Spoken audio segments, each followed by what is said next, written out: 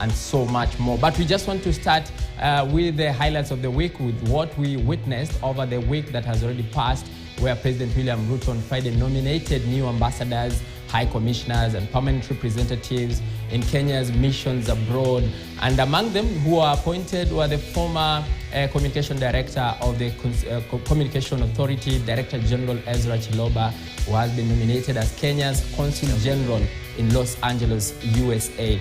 Remember, if you can recall these happenings last year, towards the end of last year, Chiloba resigned from CAA in October, and after the board suspended him for alleged abuse of office and misuse of funds to the tune of about 600 million shillings. Among other nominees also include at least 6 chief administrative secretaries, CASs, including former Kisumu Senator Fred Outa and the ex-deputy governor Josh Mangi. This is from Kisii County.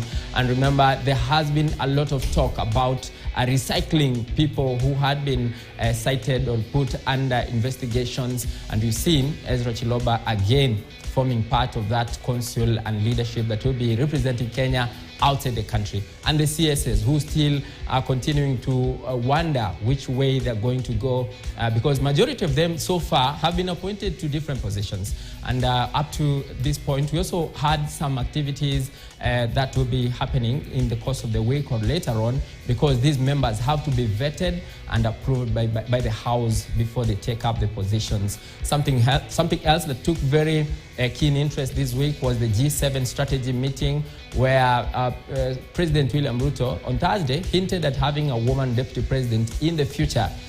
But a rider to this, the Deputy President Rigathi Gachagua said this will happen after they leave office. So there has been that discussion, and President Ruto is saying that this is in line with coming up with a two-third gender rule, because the women governors, or rather the G7, the 7 governors, said that they want this to be addressed and have the government or the country having two-third gender representation in government. So going forward, we would like to know from your panel, Jesse, how soon do we expect these things to take place, and how soon and whether this is possible? Because we had Martha Karua going with Baba Raila Odinga during last year's elections, but didn't work out. Will it work out this time round?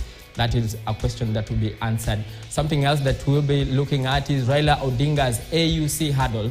And another hurdle has been thrown in the way of Raila Odinga, because even as he met the president of Rwanda, Paul Kagame, in his vote hunting mission, lawyers in the AUC have drafted a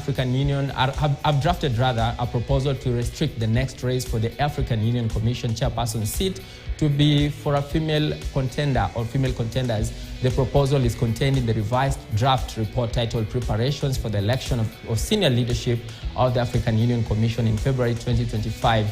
The proposal must, however, be submitted to the African Union Executive Council for approval before it is adopted by Assembly. So, in a nutshell, this means that they're proposing their proposals to have the next AU chair or AUC chair to be a woman, because we also want to rotate this seat across regions, and of course with gender parity concerns. Something else that we expect is that President William Ruto and Azimio leader Raila Odinga on Friday, you can remember this, around evening, we saw them getting reports, receiving reports of the National Dialogue Committee, NADCO. But interestingly, DAP Kenya leader Eugene Wamalwa has denounced the report, saying he will not sign it and he will not append his signature to it, saying he did not address the key issue of high cost of living that was the reason why they went to the streets. And a joint sitting of the National Assembly's Justice and Legal Affairs Committee, JLAC, together with the Senate Standing Committee on Justice, Legal Affairs and Human Rights, was given 45 days by the Speaker of the National Assembly, Moses Wetangula, to consider the report and table it in the next 45 days. And that time is ticking. And we want to see how soon that report will be effective. Something that is also closely linked to that report is the Independent Electoral and Boundaries Commission, IBC crisis. Remember, the boundary review is due this month. Actually, I think 14th of this month is when we are supposed to have reviewed our boundaries according to the Constitution, which seems that the boundary review may not happen as planned, but the NADCO report proposed actually to have that timeline move from 12 years to at least 20 years to allow time for this constitutional issue. And we are going to focus and put more effort into looking at that, whether we're in a constitutional crisis, and we were going to answer those questions. And of course, your panel, Jesse, and to our viewers is going to answer that. So there's so much that will be happening. And lastly is about the international matters that we expect to see a very hotly contested race between the former president of the US, Donald J. Trump, who won during the Tuesday primaries, getting the Republican Party ticket to go head-to-head with the current president, Joe Biden, who is expected to face off together in November elections. Remember, that is also part of the topic. So Jesse, those are some of the hot topics that we have seen this week, and we are going to give you others that will be coming in this week that we are entering. Jesse, back to you. Thanks for that breakdown.